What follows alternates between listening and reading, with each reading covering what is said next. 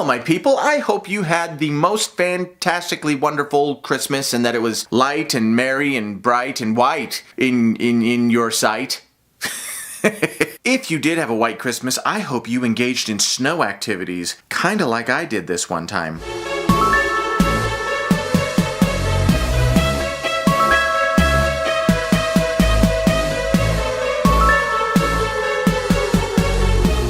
If you are new to the channel, please click that subscribe button, then Quasimodo the bell. Click the thumbs up button because thumbs up is thumbs up and everybody likes the thumbs up. As I've stated before, my uncle lives on a farm, and it's basically it's just land out in the country, really. Allow me to give you the lay of the land so that you can better understand our story today. Everything is very spread out. The house is in the very center, and there's a drive that goes around the entire property. It leads to the driveway, and then it goes to the back. So at the very front corner of the front yard, next to the drive, is a giant pine tree with a tree house in it. Continue down along the drive, and you will come to the hay storage facility. Or at least that's what I call it, because it's a facility in which we store hay. There's no walls, it's just a roof with sticks holding it up, and you stack a ton of hay underneath it. Right next to that is the stables, and if you continue all the way around to where the drive intersects with the road to some other houses on the property, there's a big shed right there, and that is the backyard of the house. So my dad takes me and my brother, and we're gonna go visit Uncle Mike, and it has snowed a ton of snow. We get there, we say our hellos, and then we pull our cousins aside, James and Jordan. Hey guys, we should have a snowball fight. Yeah, that'd be fun. Now this happened a while ago. My cousins were maybe 8 and 10. I was 13. We were still young and inexperienced warriors in the battlefield. We go to my uncle and my dad. We tell them we want to have a snowball fight. Us 4 against you 2. I think they wanted to continue talking or something because they said, yeah, okay. You guys go get ready. We'll be out in a bit. Oh, we'll be ready.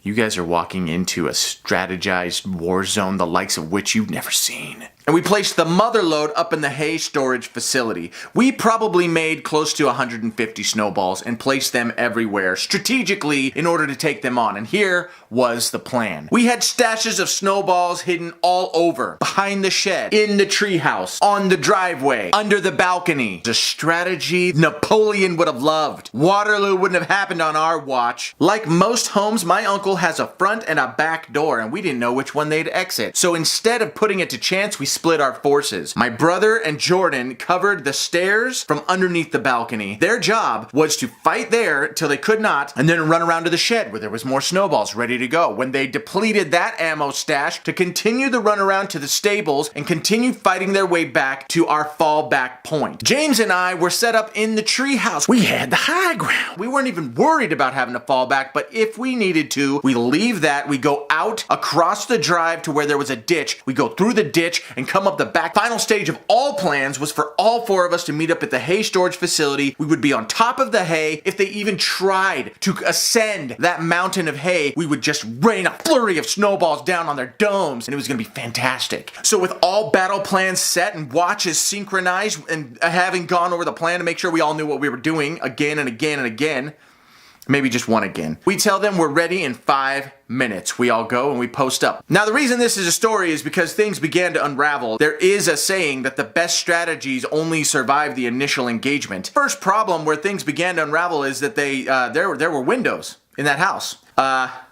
It was like they had like perfect radar to discover where we were, and that was definitely an oversight. The planning commission didn't see that one, and from there trouble was just lurkething about. The second puzzle that we hadn't quite put all together was that we were children fighting adults. Now, I don't care if you have the very best battle strategy that has ever been crafted in battle strategy. If you're marching into battle with clubs and maybe a sword or 2, but the enemy is carrying rocket-propelled grenades, there's not really a lot you're gonna be able to do. My father came out the front door. Turns out my uncle went out the back door, and they had a blast during this snowball fight. Because as soon as my dad came out, James and I both started our firing squad at my dad, but the distance there was a lot, and he could literally stand outside of our range. I mean, we were giving it all we had, just he could watch them fall in front of him. My father is launching these snowballs at the treehouse at a velocity that would rival a major league pitcher, and it is striking with a volume and a noise that is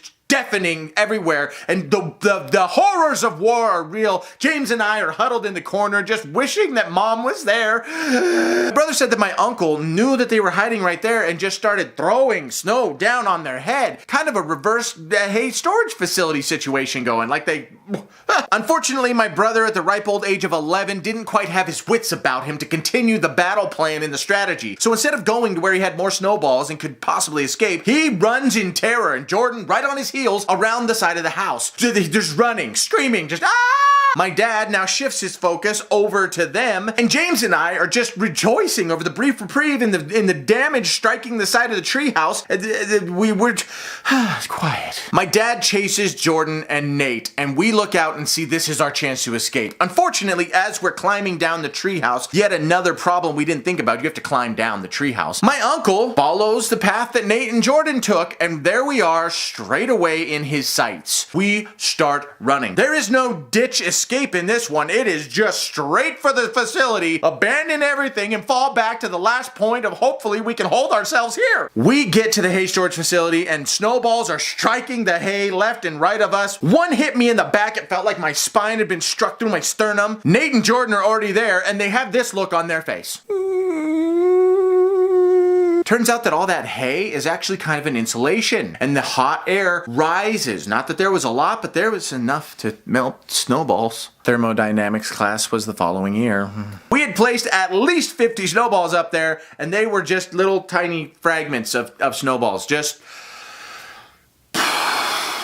We all give each other the knowing look that it is now time to wait for death. I'm not sure where my father and uncle went. They probably went inside to warm their hands a moment while we sat in terror. Then we heard them calling out. And I am ashamed and not ashamed to say self-preservation always takes over. And I knew there were snowballs behind the shed. So I sneak off the backside of the hay pile. And it's pretty stacked evenly, so it was a weird climb on the way down, but I made it because I'm a level 7 Diamond Dragon. I sneak through the stables and I hop the fence. As I do, both my dad and my uncle apparently knew I was in the stables and throw snowballs at me. Neither of them were kind in Snowball Wars. They packed snow as big as my head, and it was packed tightly enough that atoms couldn't pass through it. So when it hit you, the organs in your body actually shifted from the concussion. It was awful to get struck. I luckily missed both of those snowballs, but now it's time to run, so I am running. And here is the last flaw in our plan. The whole time we were setting up the snowball caches, we never went around the south side of the shed.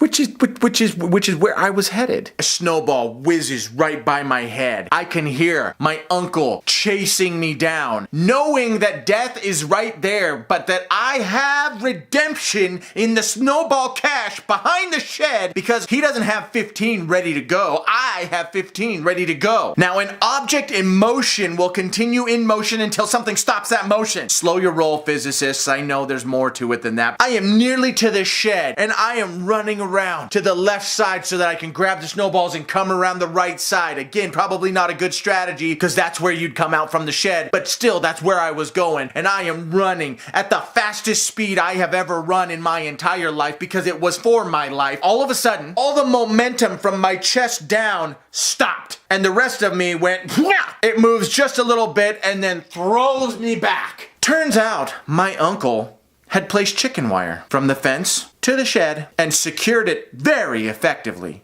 All of the air has now exited my body. I can't breathe. I think I've been hit so hard by a snowball that he has collapsed my lungs and paralyzed me. You would think that seeing your nephew run into an invisible wall of chicken wire and then getting flung back violently, just laying there on the ground, would cause you some empathy. Like, hey, are you dead? Are you okay? Is everything fine? But no, my uncle just unleashes a roar of laughter that I thought was odd, given that I was dying. But to each his own. Once the air begins to enter my lungs, I am filled with a fiery burning, and it wasn't just the fact that the air was finally coming back into my lungs, it was vengeance. I get up and I slowly crawl, and I get a big, huge piece of snow from the igloo we had made earlier. It is probably this big, and I pick it up, and my uncle just kind of looks at me and he hits me right in the chest, and I go flying backwards. I release my grip on the giant snow boulder I had crafted, only to see it